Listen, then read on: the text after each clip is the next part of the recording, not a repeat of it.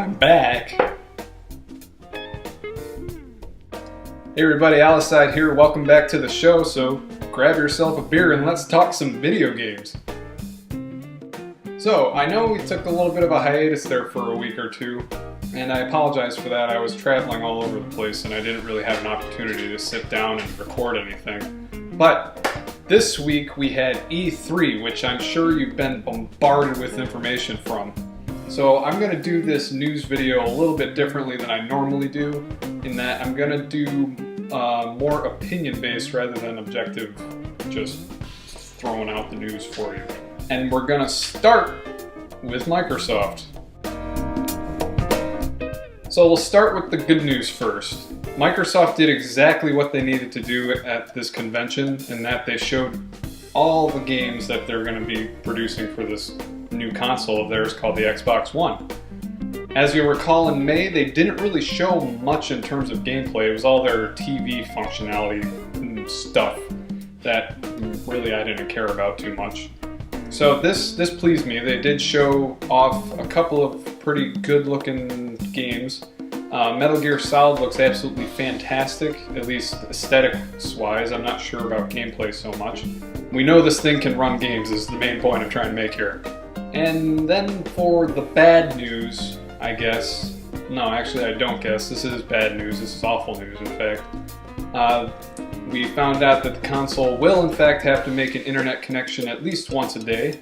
Used games, still have no idea how those are going to work, but it sounds like we're not going to be able to do it the traditional way of just handing over a game to a buddy and telling them to return it whenever they can, assuming they ever do. Finally got a price for this behemoth, and it is going to cost $500 US, or I think is 429 pounds, which is a fuck ton of money. I'm going to have to take up another job just to pay off this thing. That is ridiculous. Did they learn nothing from Sony when they released the PS3 at $600? That is a massive price point, and I think people are going to have quite a bit of sticker shock with that one.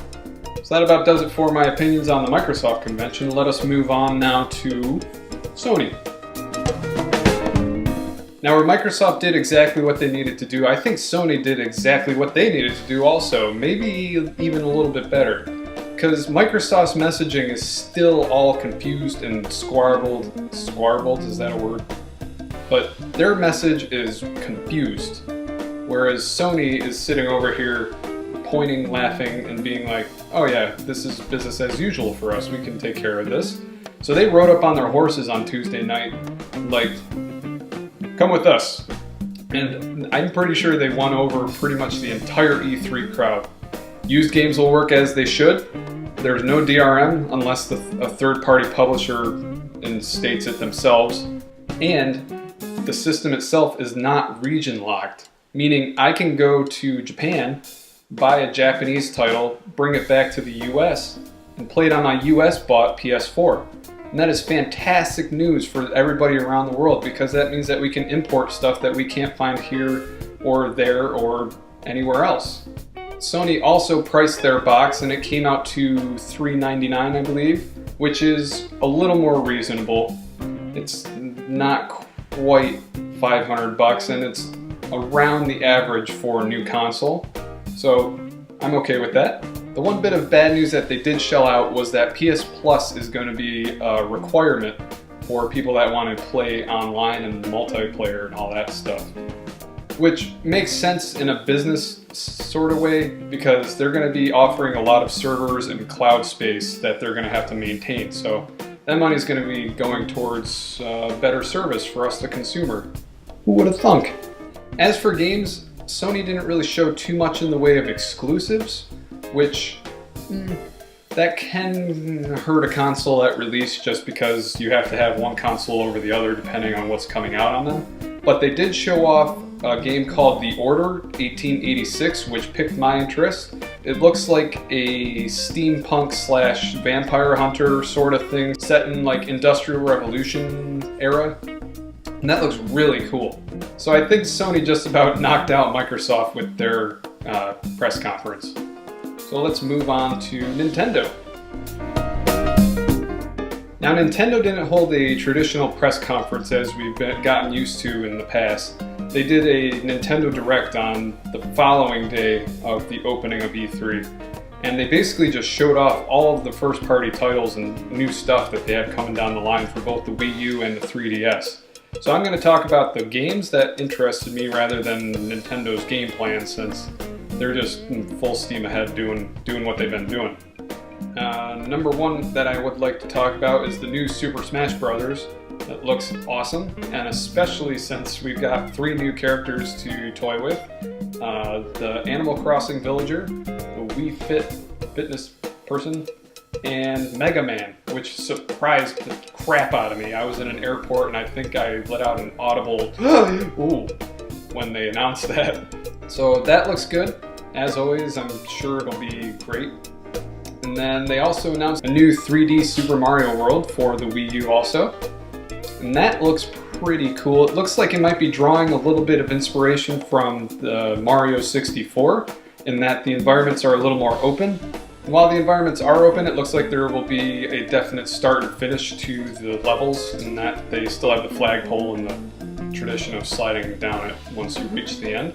And then there is also Bayonetta 2, which is still a little bit of a shock to me that they got exclusive rights to it, but hey, if they're willing to produce it, that's fine by me.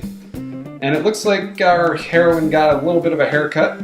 She got a little bit of a character redesign, which is still cool. She's still stacked, I guess. But yeah, the gameplay looked awesome with what they've shown, and I'm excited to see more from that. So now that we got the big 3 out of the way, let's talk just some general games that I'm looking forward to. Square Enix has me by the scroach, in that they've shown off 3 new Final Fantasies that are coming down the line. There's Final Fantasy 13 Lightning Returns, which I have to play because I just want to see that series wrapped up. Final Fantasy 14 Realm Reborn, I would really love to get into that. I'm a bit of an MMO connoisseur. And Final Fantasy 15, which took me by complete surprise. And they all look amazing, they look fantastic. I'm really excited because I'm just a giant Final Fantasy whore, as you all know. And then we had Ubisoft, who showed off a bunch of cool looking stuff, but above all, The Division looked like the one that might be the winner to me. It looks like it might be a third-person sort of team-based MMO, where you can hop on, play with your friends, and you're going to be competing against both NPCs and other survivors, because this thing looks like it's going to be taking place in a post-apocalyptic New York City. The gameplay mechanics of the shooting and stuff don't look terribly innovative, but the HUD and like the map system, that all looks pretty neat, so I'm interested in that. And then finally we have a somewhat indie game coming out of Supergiant, who produced Bastion, and it's called Transistor. It looks absolutely phenomenal. I love the art style, and it looks like it might be a dungeon crawler sort of, and it's from an isometric top-down view, and that looks fantastic. So I think that about wraps it up for my little short and sweet wrap-up of E3. I hope you enjoyed the video. If you did, please remember to leave a like down below, or if you're excited about anything that you saw this week, please be sure to mention it down in the comments too. So until next time, I'm Aliside, and I'll see you next week. Oh, cheers. Sorry, excuse my manners.